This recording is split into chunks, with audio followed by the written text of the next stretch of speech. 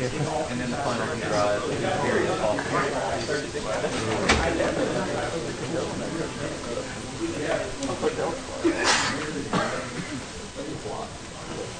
All right, welcome to our press conference for the Clemson NC State game. This weekend the game will kick off at 12:10, televised on the Raycom Network.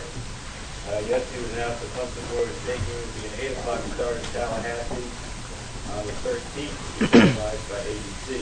I want to thank Coach Collins and Chick-fil-A and Seneca Clemson for providing our lunch today. And a reminder that next Tuesday we'll have a press conference doubleheader. We'll start at 10:15 with Coach Brownell in this room, followed by Coach Swinney. Okay, sorry I'm just a few minutes late there. Coach Scott lost his father-in-law, Mr. Fred Williams, and Jeff Scott's granddad. Difficult situation going on. Coach Scott's going we'll have to get him out of here, he and Jeff, this afternoon. They're going to have the funeral tomorrow, but it's been a difficult 24 hours or so for the Scott family, so I just want to remember them. Mr. Williams has been a preacher for the last 65 years, and I think he baptized somebody on Friday and married somebody Saturday, and then he passed away late Sunday night, early Monday.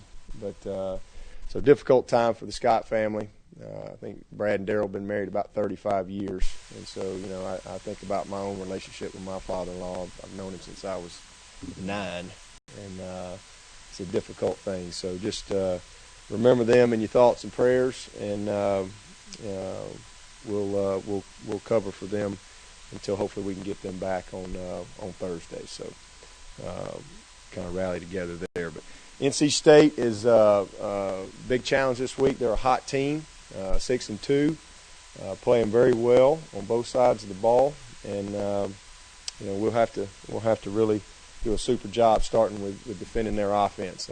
They're number 1 in total offense. They're number 2 in scoring points, 35 points a game, throwing the ball for almost 300 yards a game. That's really kind of been their mode of operation has been through the air. And doing a great job on first down. They're leading the league in first downs, which obviously has helped them on third down. They're number 2 in that category. But just, everybody's pretty familiar with Russell Wilson. He's playing at a really high level this year. Is getting the ball to a lot of different people. They got a lot of guys that are touching it, and it has been very effective, running it and throwing it. So he's the key, no doubt about it. They got 4 really good wideouts. 13 and 6 are kind of their speed guys, and 5 and 15 are the big ones. But they spread you out and try to create some matchup problems. The tight end, I think, is a really special player. I really think he is very, very good. So we'll have to do a good job of handling him.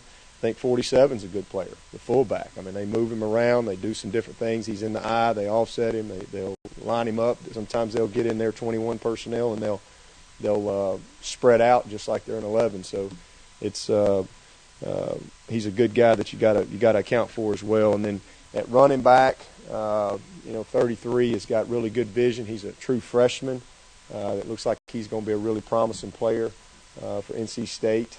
Showed up big time in the Florida State game, and looks like he's got a chance to be a very good player.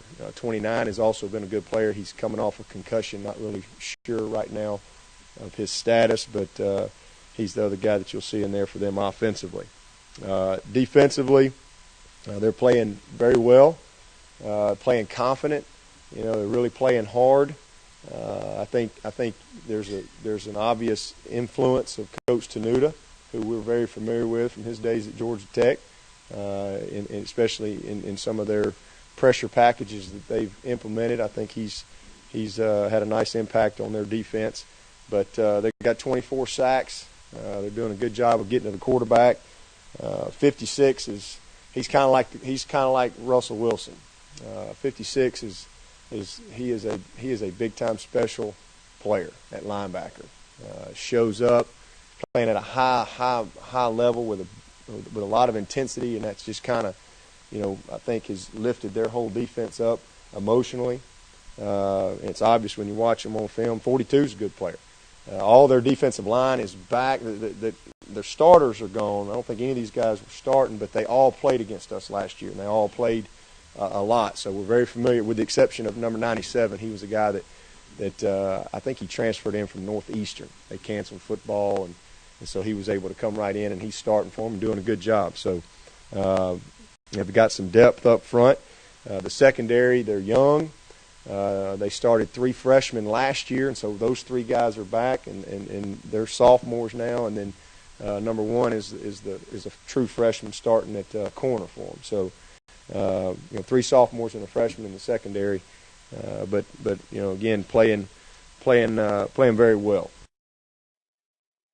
Military Appreciation Day this week. That's something that I think a lot of people look forward to. That's a special time at Clemson with our history here, and look forward to being a part of that celebration and honoring a lot of people that paid a ultimate sacrifice.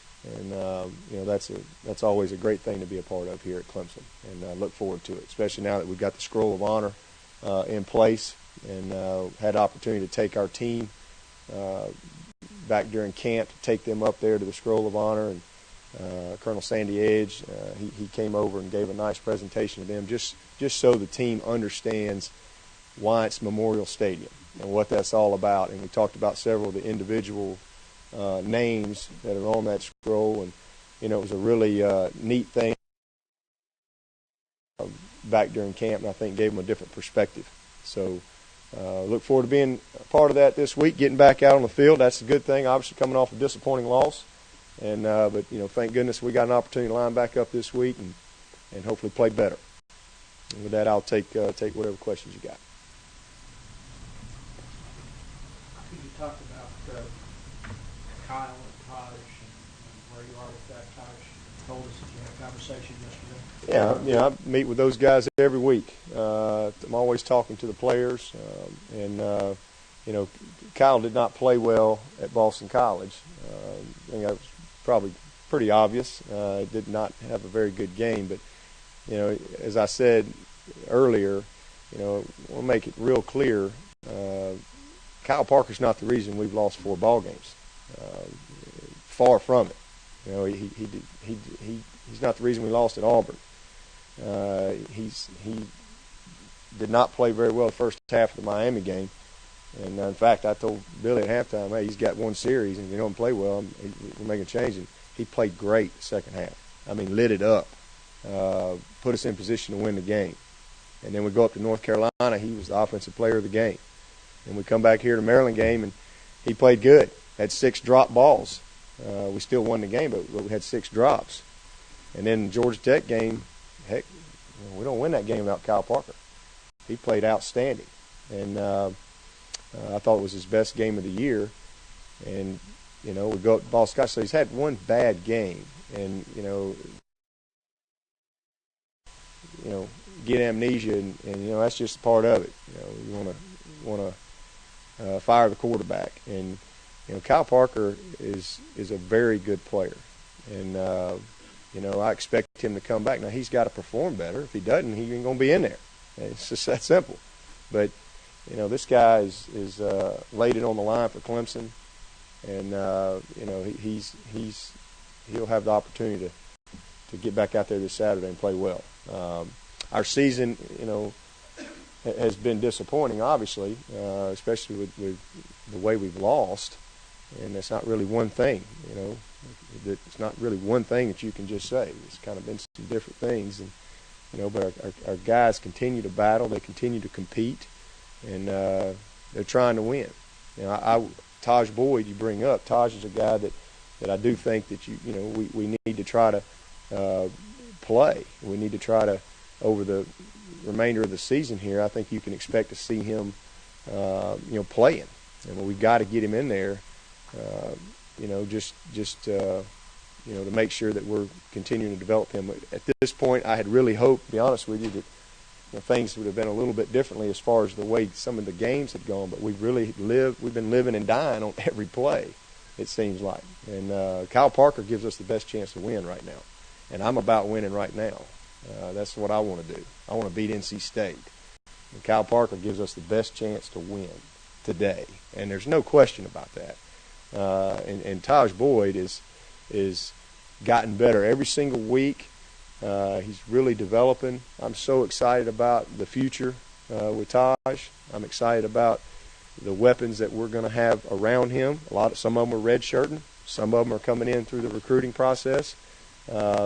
It's going to be a good situation, and he's going to be the starter here, and he's going to make some mistakes, But right now we don't have any controversy or anything like that, and I just want to make it clear.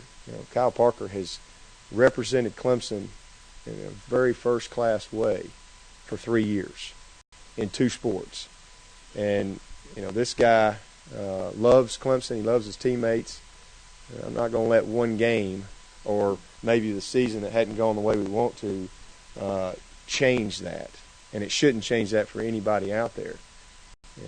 This guy did not have to be here. Heck, he walked away from almost $900,000 to be here.